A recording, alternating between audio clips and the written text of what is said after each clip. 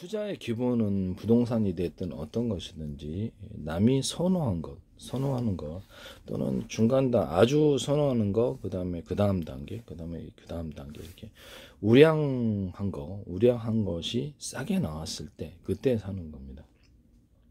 이렇게 어떤 금융 부분이라든지 어떤 이유로 인해서 뭐 대출을 많이 해주거나 또는 또 대출을 걷어들이거나 할 때 있어요. 그때 우량한 물건이 싸게 나올 때가 있습니다. 그걸 사는 거예요.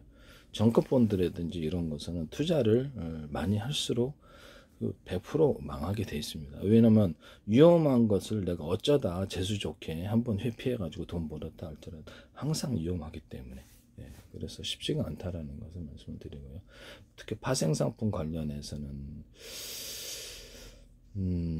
파생상품이 문제가 되는 게 뭐냐면 어떤 것을 섞어놨는지 알 수 없다라는 거죠. 그래서 그거를 분석을 해야 되는데 여기다가 딱 하나 쓰레기 채권 하나 딱 넣어주면은 그냥 다 망하는 거예요. 그래서 제일 좋은 거는 남들이 선호하는 것을 싸게 나왔을 때 그때 사는 겁니다. 그 다음에 황금성이 좋은 것, 황금성이 나쁜 거는 살 사람이 뒷받침할 수 있는 그런 세력이 없으므로 살 사람이 적음으로 폭락하는 게 생각보다 적게 나가 이렇게 많이 손해보고 낼 때도 있어요. 그래서 남들이 선호하는 것을 우선으로 사야 되지 않나 이런 싶습니다. 그리고 주식 투자는 제가 보기에는 말씀이죠. 주식 투자는 일반 개인 투자가가 접근하기 좀 힘들다고 생각합니다. 변동성이 너무 크기 때문에. 변동성이 큰 것은 그것을 역시 위험이 그만큼 많다라는 것이기 때문에 금 투자도 마찬가지고 변동성이라는 것은 올라갔다 내렸다 들쭉날쭉 한다는 거죠. 그런 것은 투자를 하지 말아야 됩니다. 그다음에 얼마든지 공급할 수 있는 것, 이런 거 희소 가치라는 게 없는 것 얼마든지 공급할 수 그런 거는 하지 마시라 이런 거 말씀을 드립니다. 부동산이 한국 같은 데는 제일 난 것 같아요. 제가 보기에는.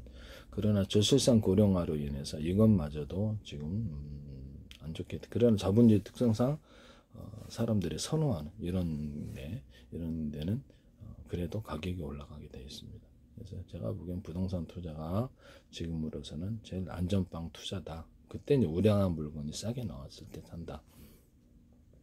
아파트다 그러면 아파트도 강남 중심은 이제 끝났다고 생각합니다. 끝났으나 금방 그것이 무너져 내리지 않고 계속해서 장기적으로 하락세를 겪을 가능성이 되게 높다. 그래서 강남과 강북의 차이가 있잖아요. 차이가 있기 때문에 저출산 고령화다 보니까 1인 가구가 지금 40% 육박하고 있습니다. 서울 같은 데도 마찬가지고 이랬을 때 큰 아파트가 상대적으로 조금 좀 그렇겠죠. 지금은 아직 이제 예전 세대가 옛날 세대가 그대로 있기 때문에 이것을 모르는데 장기적으로 갈수록 이게 좀 어려운 부분이다라고 생각합니다. 가령 뭐 이게 외국 세력들 일본이다 아니면 또 어디다 해가지고 쭉 와가지고 아파트를 쭉 사기 전에는 자체적으로는 동력으로는 좀 한계가 있는 것으로 보입니다. 지금 상권도 보면은 강남 상권도 무너지고 신촌도 무너지고 다 무너지는 것을 보면요 온라인의 발달로 인해서 사실상 상권이 무너지는 것으로 보입니다. 동대문도 무너지고 그래서 상가를 사기도 지금 애매하다라고 저는 생각하는데 그래도 그 유동인구가 좋은 곳, 그다음 먹자골목 이런 데는 항상 사람들이 안 먹을 수는 없기 때문에 점심 때고 옛날에 그 회식이 이제 지금은 없어져 갖고 옛날에는 막 저도 식당을 했었는데 저녁에도 장사가 잘 됐거든요. 12시까지 하고 그랬는데 지금 9시 정도 되면 사람이 없어요. 사람이 없어서 아마 간편식의 발달 또는 온라인의 발달 때문에 그런 것 같은데 뭐 쿠팡 같은 데서 그냥 다 갖다 주니까 굳이 밖에 돌아다니는 이유가 없고 저출산 고령화는 이제 앞으로 더 심해질 거고 그래서 1인 가구 적극적으로 소비할 수 있는 세대가 아무래도 20대 30대 하지 않습니까? 그래서 또 40대도 있고 이러지만은 뭐 기본 어떤 소비는 하겠지만 적극적으로 소비했을 때 이 숫자가 줄어드는 거로 앞으로 이것도 큰 변화가 있을 것이다 라고 생각합니다. 제주도 같은 데는, 노영동 같은 데는 제가 보기에는 앞으로 굉장히 유망하다 이렇게 보입니다. 그래서 기존에 뭐 어떤 다른 유튜브에서도 그렇고 제주도 떨어진다는, 실제로 그 어떤 교차로 같은 데 보면 다 올랐거든요. 그래서 제주도에는 아주 잠재력이 크다라고 생각합니다. 서울 같은 데는 지금 부동산은 무한정 공급할 수 없잖아요. 그 부동산 외곽에다 아무리 해줘도 외곽에 있는 부동산이 무슨 소용이 있겠습니까? 그래서 이게 희소 가치가 있는 그 노른자리가 더 중요한 거죠. 시내 중심부에.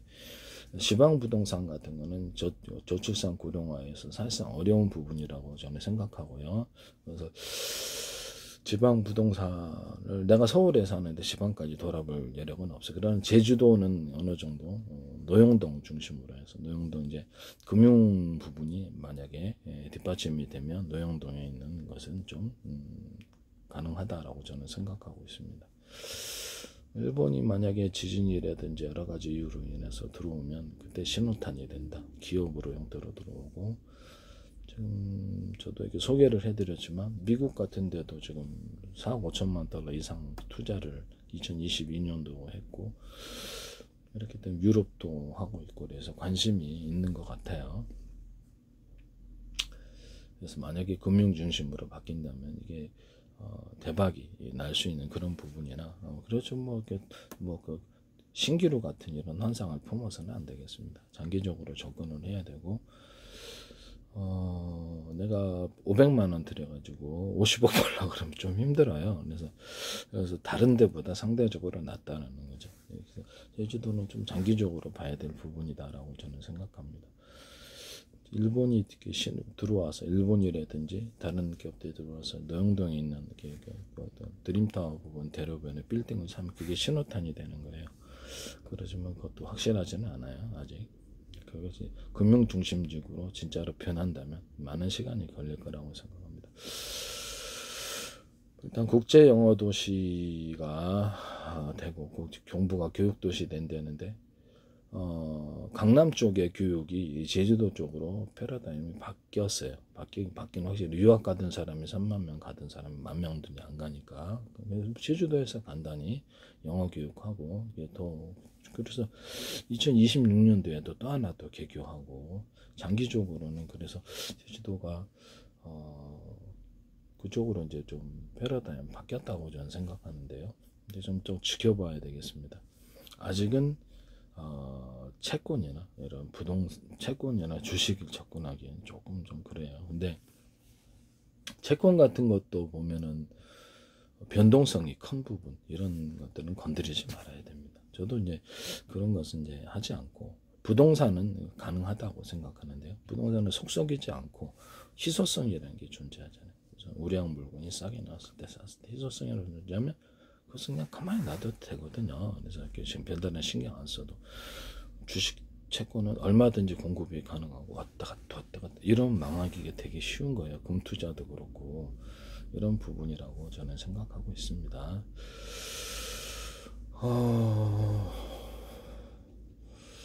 그래서 투자 부분에 있어서 제일 중요한 것은 안전빵 투자다.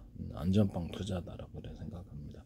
원금을 지킬 수 있는 것, 이게 더 중요하다. 그러니까 당장에 내가 이익을 이렇게 보는 거. 그렇죠. 이렇게 마음이 급하신 분들이 있어요. 이게 당장 이렇게 1억 넣어가지고 4억까지 가려면 근데 이거는 제가 보기엔 좀 어렵다고 봅니다. 그래서 주식 채권에서 당장 순식간에 그냥 딱 돈을 벌고자 하는데 그 고의적인 어떤 부정이 없으면 그런 일이 사실상 어렵다는 점에서 오히려 원금을 손실당할 가능성이 되게 높죠. 그래서 원금을 손실당하는 그런 가능성이 높지 않은 절대 하지 말아라. 1번, 2번, 3번, 4번, 5번, 6번, 7번, 8번, 6번, 9번, 10번 이렇게 해가지고 안전빵 투자, 내 원금을 지킬 수 있는 게 더 중요하다라는 거죠.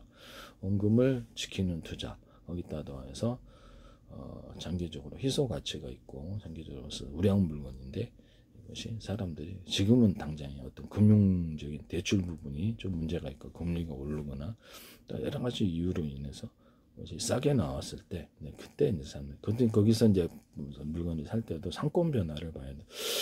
여기서 오피스 빌딩이 다른 데로 이사를 갔나, 주변에 사무실이, 그런 것들도 걸어 다니면서 한번 봐봐야 돼요. 뭐 때문에 여기가 값이 싸게 나왔는지를.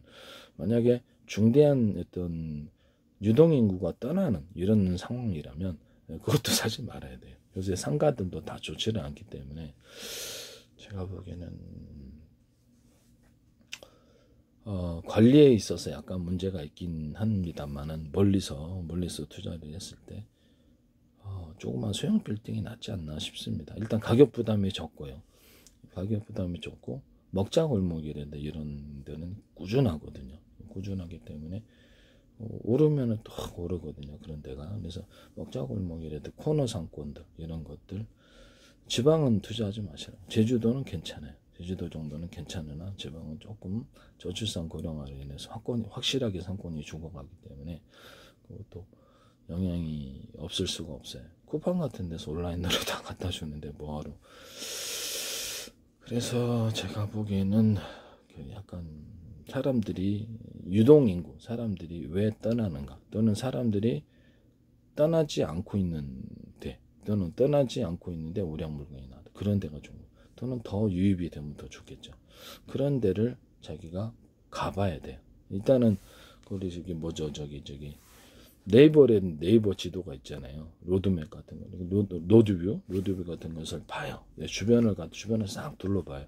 주변을 싹 둘러보면은 그래서 뭐가 보인다는 거죠. 로드뷰를 계속해서 분석을 하고, 그 다음에 기사 같은 것도 구글 같은 거 보고 분석을 해가지고 그쪽 부동산을 갖다 파악을 하는 거예요. 그렇게 되면 주변에 대형 빌딩들이 많다 그러면 예상컨대 이게 사무실에 직원들이 많겠구나, 이렇게 볼 수 있죠. 주변에 또 어떤 핫플레이스 같은 존재가 있다 그러면 제주도다 그러면 이게 노영도에 드림타워다, 이게 그래, 이게 관광객들이 많이 오겠군. 또는 거기서 이렇게 주변이 그렇게 되면 하나가 있으면 주변이 덩달아서 값이 오르는 거예요. 제주도 노영동 같은데 제가 보기에는 저희가 정원 오피스텔 3층에 어떤 343평을 갖고 있는데 거기가 10년 새 1,000몇백만 원 그 토지 가격이었었는데 거의 9배, 10배로 올랐어요. 그런 부분이 핫플레이스가 제일 중요하다라고 저는 생각하는데요. 그 핫플레이스가 뭐가 됐든지, 또는 대형 핫플레이스다, 뭐 그런데 아니면 자기가 핫플레이스를 만들 수도 있어요. 자기가 핫플레이스를 소소하게나마 만들 수는 있는데, 뭐 시의 정책이다, 제주도다 그러면 시의 정책, 도의 정책, 시의 정책, 지자체의 정책 부분을 한번 봐봐야 됩니다. 그래서 주요한 변화가 있거나 고도화가 있거나 아니면 거기 핫플레이스가 들어서 가지고 덩달아서 집가가 많이 뛰는데 그런 데를 주목해. 핫플레이스는 이제 대형 핫플레이스 또는 중형 또는 소형 핫플레이스, 이렇게 그런 거 주변에 있는 것을 봐야 돼요. 그래서 그때 로드뷰를 먼저 보고, 로드뷰는 이제 과거의 사진을 내놓기 때문에 저희가 정말로 투자한다면 한번 가서 그 주변에 동영상을 한번 사진 그 스마트폰으로 쫙 찍어올 필요가 있어요. 찍어가지고 분석을 나중에 아니면 저기가 돈 찍기도 좀 힘들다 그러면 다 사람 시켜가지고 주변 상권을 다 찍어와라, 이렇게 찍어오면 내가 분석을 하는 거죠. 그래서 핫플레이스가 있는지를 꼼꼼히 보는 겁니다. 그렇게 해서 그냥 남 시켜서 하시면 돼요. 일당 주고 사진 하시는 분, 사진 하시는 분 아니라 일당 주고 가서 스마트폰으로 찍어오면 되는 거니까 알바생 동원해도 되고, 알바생 한두 해가지고 차 타고 쭉 찍어도 되고 걸어서 찍는 게 제일 낫겠죠, 주변에. 그래서 이쪽부터 이쪽까지 찍어와라, 저쪽부터 찍어와라, 이런 것들 말이죠. 그런 것들이 투자에 있어서는 제일 중요한 게 희소 가치가 있고, 그것이 사람들의 유동인구가 계속 있는데 그런 우량 물건이 싸게 나왔다, 어떤 이유로든 그것을 봐가지고 그런 물건들을 사는 게 좋다라고 생각합니다.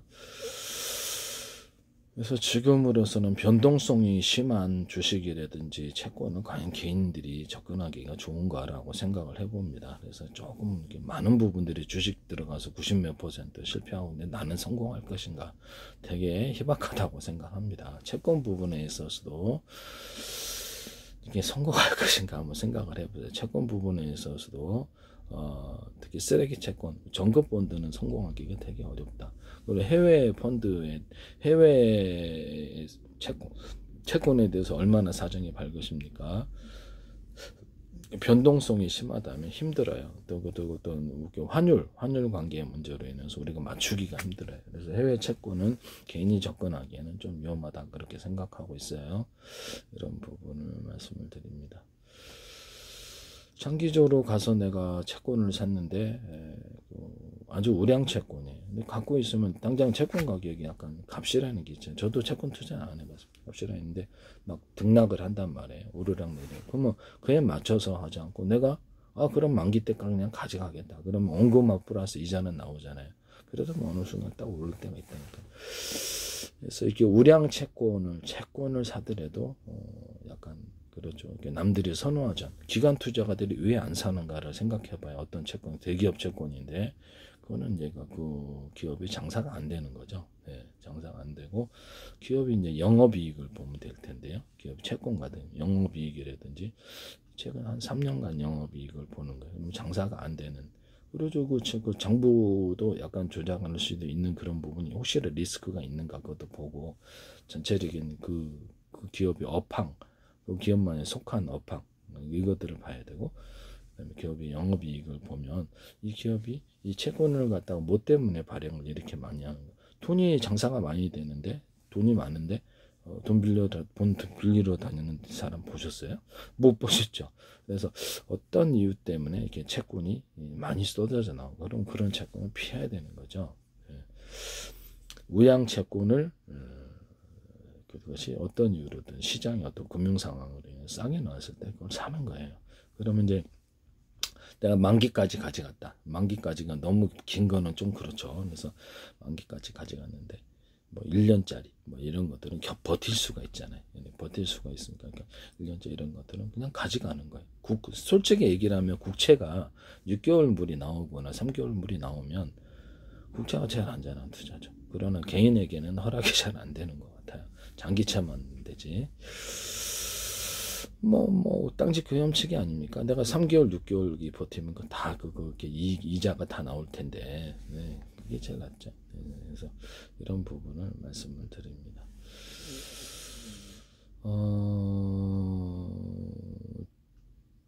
정기예금도 이렇게 정기예금도 괜찮아요. 정기예금도 괜찮습니다. 그래서 이런 부분을 약간 분할해 가지고 자기가 돈이 있다 그러면 억지로 그거를 내야 되잖아요. 이게 억지로 정기 적금 같은 거 넣어가지고 거기서 이렇게 뭐 저축은행 같은 데서 몇 프로 주거나 이런 거보다는 안전한 데가 제일 낫지 않아요? 그래서 뭐 거기서 넣으면 이렇게 우체국이다 그러면 거기 넣어가지고 그래서 이렇게 이자만 나오니까 정기적으로 이렇게 내가 내 소득이 이제 일정하다 그러면 거기서 억지로 이제 정기적금을 드는 거 아니에요. 그럼 거기서 이제 목돈이 나오는 거죠. 예. 그 목돈을 가지고 이렇게 투자할 것을 뭐 종잣돈을 마련해야 되니까 그것을 이렇게 생각해야 되지 않나 싶습니다. 요새 자영업을 해가지고는 제가 보기엔 좀 답이 안 나옵니다. 자영업해서 한 달에 과연 300만 원 가져갈 수 있는가라고 했을 때 저도 자영업을 우리 건물에서 해봤는데 안 돼요. 종업원 7명 들고 숯불갈비를 해봤는데 장사는 잘 됐어요. 잘 됐는데 앞으로 남고 뒤로 미칩니다. 왜 이렇게 나가는 게 많고 현금으로 나가는 건 많은데 이게 참 현금 회전이 잘 안 돼요. 막상 해보면 꽤 많은 돈이 들어갑니다. 그래서 또 피곤하고 종업원들 관리하기도 피곤하고 나올 때 있고 안 나올 때 말썽이 많아요. 그래서 저는 그나마 좀 괜찮은 편이었는데 다른 데는 말썽만 데는 굉장히 또 심해요. 그래서 식당 같은 거 할 때도 자기 자신이 음식을 해야 되고 부부끼리 하는 거 인건비가 안 들어가는 거 요새는 저녁 장사도 잘하고 저희 때는 장사가 저녁 때도 굉장히 12시까지 했거든요. 근데 장사 잘 됐는데도 돈이 그래서 자영업으로 한 달에 500 가져가거나 300 가져가 이게 좀 힘든 부분이에요. 무슨 월급이 300만 원 받는데 300을 못 벌어? 이렇게 생각하실 수도 있겠지만 해보시면 나가는 게 꽤 많아요. 그래서 앞으로 남고 뒤로 미친다 그러나요? 네, 그런 부분이 있다는 것을 말씀드립니다. 자연 같은 것도 접근을 조심하셔야 됩니다. 동네 장사 해가지고 오는 손님들 대상으로 장사해서는 전혀 안 됩니다. 다만 온라인으로 내가 그것을 팔 수 있다. 또는 주변에 아는 사람을 통해서 아름아름해서 팔거나 다른 데 납품할 수 있다. 그런 외연 확대가 가능한 그런 부분이 오히려 창업에서 낫지 않을까라고 생각합니다. 식당을 보통 생각을 하시는데 식당 말고도 할 수 있는 게 많아요. 식당만 요새 판촉물을 잘 사용하지 않죠. 하는데 일시적으로 다른 일을 하면서 어떤 연줄이 있다 그러면 판촉물에 잠깐 그것을 납품을 하면 거기서 목돈이 생기게 됩니다. 그래서 판촉물도 뭐 다른 일을 하다가 판촉물을 갖다 납품을 사업자만 등록을 해서 납품을 하는 거라서 나쁘지 않다고 생각하거든요. 그래서 그 판촉물 업자들이 기존에 많아서 단가 그 유통시장을 잘 알아야 되고요. 또는 그것을 지속적으로 공급할 수 있느냐가 더 중요합니다. 지속적으로 공급할 수 있는 건 또 찾거든요. 그래서 이런 부분이 오히려 더 나을 수도 있어요. 그래서 다른 일을 하다가 이 판촉물을 통해서 많이 납품하면 거기서 돈이 그렇죠. 비용은 별로 안 들고 꽤 짭짤하게 나올 수 있다는 거예요. 그래서 다른 일을 하다가 판촉물 사업을 사업자에 좀 더 이렇게 등록을 해가지고 하셔도 전혀 나쁘지 않다. 그리고 하수도 같은 거 자영업을 하실 때 하수도 뚫는 거 또는 수도 하수도 뚫는 거, 전기 고치는 거, 수도 이런 거, 그다음에 건물 관리하는 거, 건물 관리하면서 계단 청소를 싸게 해준다. 그러면 그 계단 청소에 그걸 기반으로 해서 보안 카메라도 달아주고 CCTV, 그다음에 그래서 뭐 전기도 전기도 해주고 하수도 잘 불러요. 하수도는 드리는 비용에 비해서 꽤 많이 소득을 벌 수 있는 게 하수도 뚫는 거예요. 그다음에 그다음에 이게 보일러 누수, 그다음에 수도 누수 이런 것들에 대해서 기타의 모든 인테리어 이런 것들, 그다음에 조명 갈아주기, 그다음에 어떤 콘센트 스위치, 조명 스위치 갈아주기 이런 것들도 꽤 괜찮아요. 그래서 이런 건물 하나를 맡게 되면은 그다음부터 할 수 있는 게 꽤 많아요. 네. 그래서 이걸 가지고도 할 수 있다. 아는 사람 많으면 그렇죠. 주변에 일단 싸게 접근을 해서 건물 청소 3만 원짜리 해준다 이렇게 해주면 할 사람들 꽤 많습니다. 그리고 우리가 하수구도 하고 수도도 하고 전기도 하니까 정확 관리를 해준다. 그럼 이것도 꽤 괜찮은 사업이라고 저는 생각합니다. 네, 그분이 이제 좀 신뢰성 있는 안전한 곳이 돼야죠. 서울 같은 데면은 웬만하면 사람을 갖다가 내가 사무실에 이게 있어야 되지만 그래서 여러 가지 인력들을 미리 확보를 해서 파견해서 자기 집에 있다가 파견해도 상관없거든요. 그래서 거기 있는 동영상을 찍어서 사무실을 보내라고 그러고, 그다음에 여기서 이게 이런 업무 결과를 갖다가 여기서 멀리서 보죠. 멀리서 봐가지고 그것을 갖다가 이렇게 파악을 하고 이렇게 해서 입금하고 그러면 다 남아요. 이런 부분을 말씀을 드립니다. 그러니까 비용 대비해서 수익이 완전 기술적 직종이죠. 그래서 수익이 많이 남는 그런 사업을 하시는 게 나아요. 그래서 몸만 힘들고 식당 같은 데는 사실상 돈을 거의 벌 수 없는 것으로 보입니다. 그래서 특히 뭐 어떤 가맹점 사업을 커피 사업이래 특히 뭐 3억 원씩 내가지고 어떻게 그걸 한 달에 500만 원 벌기도 힘들어요. 이미 기존에 다른 데가 다 차 있기 때문에 그럼 그 손님들을 뺏어와야 되거든요. 네, 그렇지. 그래서 현실적으로 어려운 부분이라는 것. 가맹점에서 3억씩 가맹점비 내고 한 달에 500씩을 순이익을 벌었다. 이게 되게 어려운 부분이라는 걸 말씀을 드립니다. 이미 다른 업종들이 다 차 있기 때문에 그 거리라면. 한 대로 6천만 원인데 1년이면 6, 3, 18 해보세요. 3년에도 1억 8천. 근데 3억을 하려면 어디? 예, 그렇게 해서 성공하기가 일단 어렵다. 저는 그렇게 봅니다. 부부끼리 하는 식당은 가능하다. 그러나 거기서 식당에서도 내가 이렇게 단순히 그것만이 아니라 어떤 식품을 만들어서 온라인으로 판매를 한다. 이때는 가능해요. 식당에서. 그래서 온라인으로 판매를 한다. 이게 주변 동네 장사로는 힘들어요. 대학로 같은 사람이 왕창 몰려드는 데는 괜찮아. 어떤 장사를 해도 괜찮아요. 그래서 거기는 이제 그 권리금이 센 거예요. 권리금 센 데는 다 이유가 있는 거죠. 그래서 그런 데 빼놓고는 사실상 온라인으로라든지 위원 확대가 가능한 그런 사업을 하셔야 된다는 것을 말씀을 드립니다. 네. 안전빵 투자가 제일 원금을 지킬 수 있는 거. 그리고 혹시라도 내 예상대로 틀리게 손해를 나더라도 크게 손실이 안 나는 거. 그러니까 위험도가 높은 거, 리스크가 높은 거는 절대 하면 안 되는 거예요. 내가 10번 하다가 한 번은 성공해도 9번은 실패해요.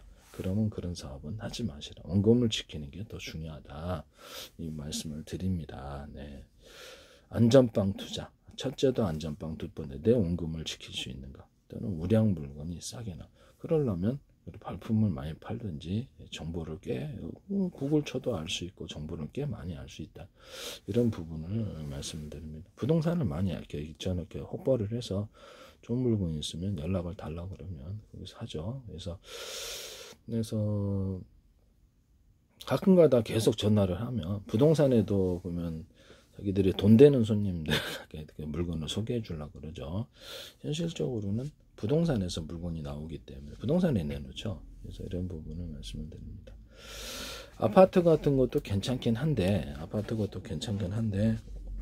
아직은 우리나라가 이렇게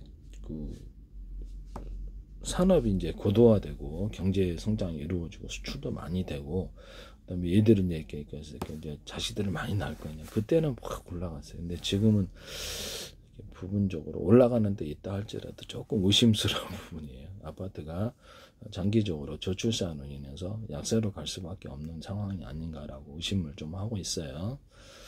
자본주의 특성상 어떤 부동산은 올라가게 돼 있습니다만 그것도 대단히 이게 옥석을 가려야 될 부분이 아닌가라고 생각합니다. 저출산 고령화는 상권에 있어서 변화와 앞으로 아파트에 있어서 투자에 있어서도 상당한 문제를 가지고 있을 수밖에 없다.